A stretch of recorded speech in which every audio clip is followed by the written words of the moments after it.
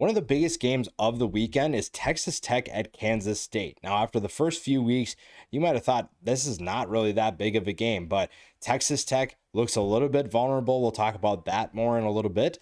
Kansas State, though, playing with a lot of confidence in the last four games. They're 3-1 after a 1-3 start through their first four games. And a big reason why is Avery Johnson. Avery Johnson has been a completely different quarterback in the last four games, and the offense has thrived because of it. They're averaging a lot more points than they were in those first four games, and Johnson has been a big reason why. He continues to be explosive, and the biggest thing for this team is Avery Johnson's using his legs. He's used his legs a lot more, and while he is still trying to be more of that pocket passer, his legs are one of his best assets, and Kansas State is letting him use that a little bit more. Now, there's still not a ton of design quarterback runs, but he's at least taking off and scrambling.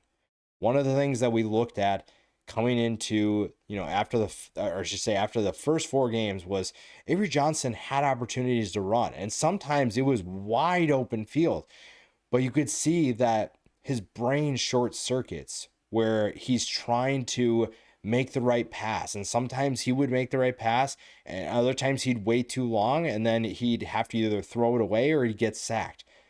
Now I think he's finally figuring out the balance between, yes, I still want to be able to throw the ball down the field, but if there's open turf or open grass, I'm going to take that. I'm going to take off and pick up extra yardage, because sometimes it doesn't matter if you're going to try to make a 20-yard throw. You can pick up 10 yards, get a first down, and reset the chains. Sometimes that's what this offense needs, and I think things are clicking a little bit more for Avery Johnson. Having a good year, too.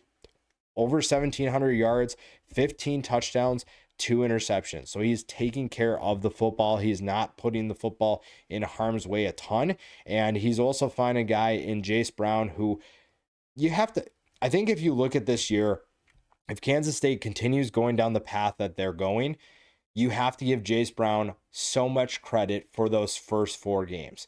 If there's a guy that held this team together, it was him. Jace Brown made explosive plays at clutch moments, and even though they didn't win some of those games, he was a big reason they had a chance. So I hope people remember what he has done for this team, and even if things go well down the stretch and he continues playing well, he deserves so much credit for where this team is at. Now, Dylan Edwards' absence has been obviously very disappointing, but it's been nice to watch Joe Jackson be a good part of this rushing attack. And again, Avery Johnson's legs are another factor, but not having Dylan Edwards honestly hurts this team so much than I think that people realize. And they've obviously managed to do everything without him for most of the season, and I think that they're okay. They're not really panicking about it because it's more of an added bonus at this point. Now, for their defense, you're going to have to stop a Texas Tech offense that, even with the quarterback concerns, has plenty of explosive players. Now, Will Hammond, I believe I saw he tore his ACL. He's out for the rest of the year.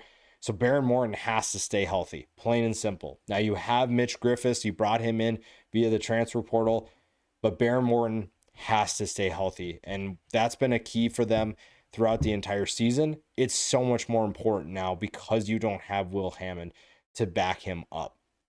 So what are we going to see more? I'm going to guess we're going to see more of Cameron Dickey and Jacoby Williams. We're not going to see any designed runs for Baron Morton unless it's absolutely necessary. And that's just fine, because when you have guys like Coy Aiken and Caleb Douglas, you don't necessarily need to have your quarterback do as much. You just need him to get them the football. You need your running backs to step up in a big way. And that's going to be a huge part of this. The offense is going to determine how high they rise and how well this game actually goes, because Kansas State is playing with a ton of confidence. They are a much different team than they were in those first four games. Now, a big way for Texas Tech to flip things in their favor quickly is a group that's done this all year, and they're no strangers to taking over a game. This Texas Tech defense has to find a way to shut down Avery Johnson and that Kansas State offense. So David Bailey, Lee Hunter, Romello Height, the whole defensive line knows what's at stake. They know that they lost a game now and they can't afford any more losses in this conference. They have to take over like they've done, like they did at Utah, like they've done multiple times this year. That is going to be huge for a Texas Tech team that still very much wants to be in that national championship conversation. They want to get to the playoff. They want to do some damage. It's just that it's going to be hard when you look at the remaining schedule that they have, including that Big 12 championship game. They have to take things one game at a time, and beating a Kansas State team that's playing with a lot more confidence than I think people realize is going to be challenging. How they handle those situations, how they handle the spotlight from this point forward, and also how they keep Baron Morton healthy is going to be a big time thing. I'm not really sure what's going to happen with that quarterback situation. And right now, Kansas State is playing with a lot of confidence. This game is at home.